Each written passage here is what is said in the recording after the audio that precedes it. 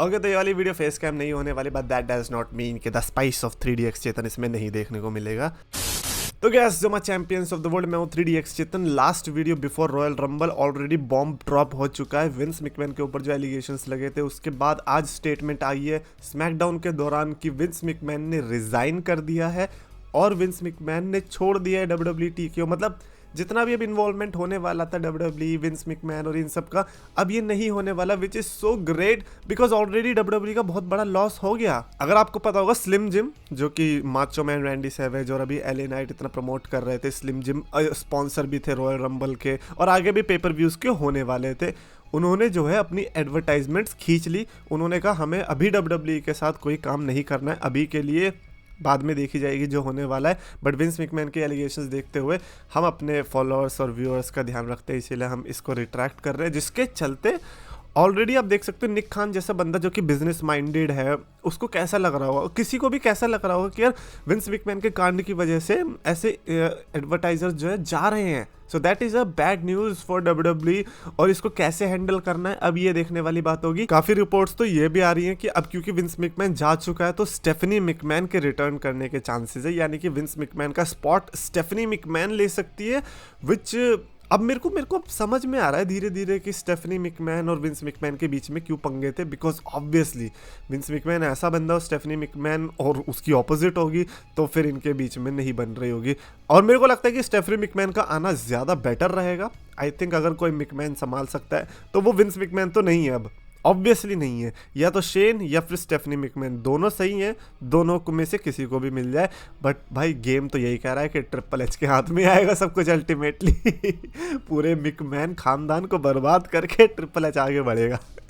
Anyways all I am saying is कि यार देखो विंस मैकमैन ने कांड किया और पूरी WWE भुगत रही है, तो लेट्स सी कि यहाँ से क्या होता है। मेरे को तो कुछ पता भी नहीं चल रहा कि ऐसे मामलों पे क्या बोलना चाहिए। खैर मैंने लिस्ट बनाई सुपरस्टार्स की जो कि मैं रॉयल रंबल में एज सरप्राइज देखना चाहूँगा।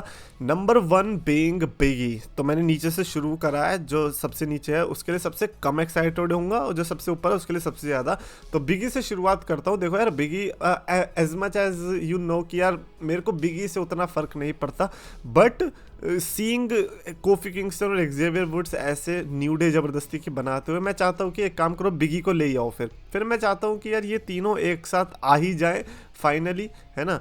But ultimately I also know कि ऐसा नहीं होने वाला, क्योंकि सोनी पे जो संडे धमाल आता है उसमें बिगी देखने को मिलने वाले हमें, विच मीन्स कि बिगी रॉयल रंबल में तो नहीं आने वाले, क्योंकि अगर आ रहे होते तो फिर वो संडे धमाल में क्यों आते। तो ये मेरा एक बहुत बड़ा वो फैक्टर निकला कि अच्छा बिगी शायद नहीं रिटर्न कर रहा है। बट हाँ अच्छा लगेगा बिगी को देख के एक्चुअली में कि मतलब क्योंकि यार वो टाइटल रेन बेचारे के साथ ऐसा लगा कि कर्स हुआ है, उससे अच्छा तो वो बिना टाइटल रेन के था, इतनी अच्छी हाइप वाइप सब था बिगी के पास।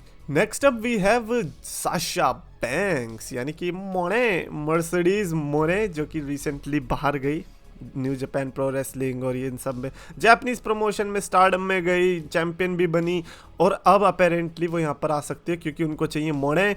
और मोड़े ने देखा कि नेटफ्लिक्स ने कितना सारा मोड़े दिया है WWE को, और वो मोड़े देख के शायद से साशा बैंक्स का मोड़ बदल जाएगा और वो यहाँ पर आ जाएगी। साशा बैंक्स के चांसेस मेरे को बहुत ही ज़्यादा हाई लग रहा है WWE में आने के, because you know the connection between Sasha Banks and triple H and यार I don't know man, if Bayley and Sasha Banks are the final 2 of royal rumble, man बहुत टफ होने वाला है फिर मेंस रॉयल रंबल को टक्कर देने के लिए। Next up we have Kazuchika Okada. अब आप कह रहे होगे कि इसको एक्साइटमेंट लेवल पे तूने थोड़ा नीचे क्यों रखा है। द नंबर 1 रीजन बीइंग कि मैं इसके लिए ना ज़्यादा हाइप नहीं होना चाहता, क्योंकि मेरे को ऐसा लगता है कि मैं ज़्यादा हाइप बनाऊंगा नहीं आया तो बुरा लगेगा, क्योंकि ओकाडा को अल्टीमेटली डिसीजन लेना है। न्यू जापान रेसलिंग वो छोड़ चुका है तो ऑब्वियसली वो अमेरिका में आने वाला है, क्योंकि TNA में ऑलरेडी वो अपीयर हो गया अभी यू नो लास्ट नाइट। तो अब ऐसे में 2 ऑप्शन बच रहे बंदे के पास, या तो वो WWE साइन कर रहे या फिर ऑल एलीट रेसलिंग साइन कर ले, और क्या पता TNA को भी साइन कर ले, हु नोस। बट मेरे को चांसेस ज़्यादा WWE के लग रहे हैं, और अगर WWE में आता है तो royal rumble has to be the perfect choice for Kazuchika Okada, just like AJ Styles। I think Okada भी अपना रॉयल रंबल से ही नाम बना सकते हैं। बिल्कुल वो मस्त मोमेंट हो जाएगा, जैसे एजे स्टाइल्स ने क्रिएट किया वैसे ही एक और new Japan pro wrestling superstar Okada यहाँ पर आकर अपना काम कर सकता है। भाई मजा आ जाएगा। अगला नाम जो मैंने रखा है दैट इज जॉन सीना। ये भी लिस्ट में नाम थोड़ा नीचे इसीलिए because I really don't expect कि जॉन सीना आने वाला है, बट अगर आएगा तो कितना मजा आएगा, क्योंकि यार जॉन सीना को लास्ट टाइम रॉयल रंबल में हमने कब देखा था, जरा सोच के बताओ, है ना? मुश्किल हो रहा है सोचने में। Yup, it is what it is. अब देखो जॉन सीना को रेसलमेनिया मैचेस तो चाहिए, बट मैं चाहता हूँ कि अगर जॉन सीना के पास टाइम जरा सा भी है और उसको चाहिए भी रिटायरमेंट मैच, तो क्यों ना वो एक क्वेस्ट चालू कर दे कि उसको ना रेसलमेनिया मैच चाहिए, राइट? और फिर वो रोड टू रेसलमेनिया में जिस तरीके से कौन सा वाला था वो जिसमें अंडरटेकर के साथ उसको लड़ना था, अगर वो वाला क्वेस्ट उसने दोबारा से रिपीट कर दिया मैन, तो फिर पुराने व्यूअर्स तो वापस आएंगे ही आएंगे, साथ ही साथ हमें जॉन सीना का एक अच्छा आर्क भी देखने को मिल जाएगा रिटायरमेंट वाला। और यह बहुत सैड भी होगा लोगों के लिए कि यार रिटायरमेंट क्या बात कर रहा है, तो जॉन सीना कभी रिटायर नहीं हो सकता, उसके जीन्स ऐसे नहीं, ऐसा नहीं होता भाई, सबको रिटायर होना ही है। जॉन सीना ने खुद ने बोला है कि उसको होना ही है एक ना एक दिन रिटायर, तो क्यों ना, I think WrestleMania is the best option. और उसकी शुरुआत अगर रॉयल रंबल से करें, एंट्री देखे, क्योंकि जॉन सीना की रॉयल रंबल में एंट्री बहुत धूम मचाने वाली है अगर होती है तो। So this is why I am hoping for John Cena. Next up I have MJF Maxwell Jacob Friedman from All Elite Wrestling. Apparently contract खत्म हो चुका है, आई डोंट नो क्या सीन है, क्या सिचुएशन है। कोई कह रहा है कि रिसाइन कर लिया है उसने ऑल एलीट रेसलिंग के साथ, कोई कह रहा है कि नहीं छोड़ दिया है, पता नहीं, समझ में नहीं आ रहा। अगर जो भी है, MJF का तो हमेशा से था कि MJF तो WWE में आना चाहिए, राइट? बिकॉज MJF WWE गाय भी है। अगर आप उसको देखोगे आपको पता लगेगा कि ये बंदा ऑल एलीट रेसलिंग से ज़्यादा WWE में फिट होगा, और वो आपको पता भी चलेगा जब वो एक बार वो आ जाएगा WWE के अंदर। और एक बार अगर वो WWE के अंदर आ गया तो मैं तो बस MJF और CM पंक के प्रोमो बैटल का वेट करने वाला हूँ कि मतलब सेम सिनेरियो होगा जो 2021-22 में हुआ था, और अब सेम अब होगा, बट अरीना चेंज हो जाएगा। हा क्या ही मजा आने वाला है। MJF WWE के अंदर इमेजिन करो, 2 स्टार्टिंग में बंदे आ चुके हैं और नंबर 3 पे MJF की एंट्री हो रही है। पॉप ऑफ द सेंचुरी, मैं सही में कह रहा हूँ, बहुत मजा आने वाला है। फॉरबिडन डोर भी खुल जाएगा हमेशा बंद होने के लिए, बिकॉज ऑब्वियसली MJF अगर आ रहा है तो वो जाएगा थोड़ी फिर ऑल एलीट रेसलिंग में। बट मैं कह रहा हूँ कि अगर MJF में थोड़ा सा भी दिमाग होगा ना, वो यहाँ पे यूज़ कर सकता है और WWE के लिए प्लान बना सकता है। Next up I have AJ Lee, and AJ Lee you know why, because of all the rumours जो कि रिसेंटली आए, plus we want to see AJ Lee wrestle, and now that CM Punk is here it is obvious कि AJ Lee कभी ना कभी किसी ना किसी समय पर आने ही वाली है। Now people are hoping, people want to see AJ Lee wrestle, and क्योंकि इंस्टाग्राम पर उन्होंने इस तरीके की वीडियो पोस्ट की थी कि वो लड़ रही है, we want to see AJ Lee fight, that's it. And imagine Sasha Banks, Bayley and AJ Lee in the final 4. That is incredible, especially considering कि कितनी अच्छी फ्रेंडशिप है CM पंक की, बेली की, और CM punk and AJ Lee तो शादीशुदा ही है।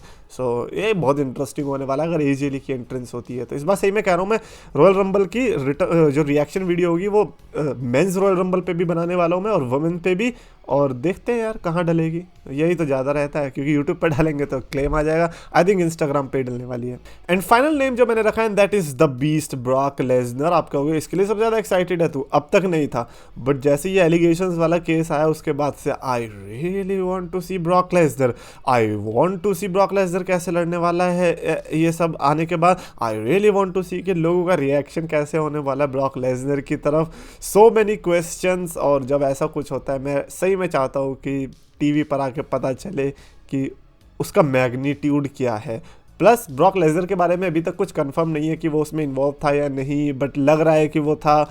जो भी है सिनेरियो, लोग कैसे परसीव करेंगे वो देखने वाली बात होगी। और क्या पता ब्रॉक लेसनर इसको हीट में कन्वर्ट करके अपने आप को बड़ा विलन बना दे, और अगर उसे पता है कि वो इन्वॉल्व नहीं था तो वो इसको ऐसे ही करना चाहिए, विलन बनना चाहिए।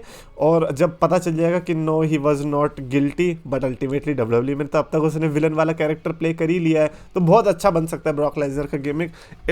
ये पता है बहुत वियर्ड थिंकिंग है, but it is what I am thinking right now. Brock Lesnar WWE ring के अंदर, वो भी रॉयल रंबल में। अब देखो सरप्राइज तो चाहिए एक ना एक, तो ब्रॉक लेसनर से बड़ा क्या ही सरप्राइज हो सकता है, राइट? कमेंट्स में लिखकर बताना अपना एक सरप्राइज रिटर्न जो कि आपको लगता है आप कल देखना चाहोगे। कमेंट्स में लिखकर अगर आपको वीडियो पसंद आए तो प्लीज लाइक करो, शेयर करो, चैनल सब्सक्राइब करो। Was I like a fan, tribal chief मेरी जान, but videos अच्छी लगे तो subscribe करके मान, ये पूरे तो बंदा यार, एजे भी पुराना प्यार, all से है बड़ा पंगा, करता मैं टोनी को नंगा, 3DX Chetan, आपका wrestling friend, 3DX Chetan, 3DX Chetan, आपका wrestling friend, 3DX Chetan, आपका wrestling friend, 3DX Chetan.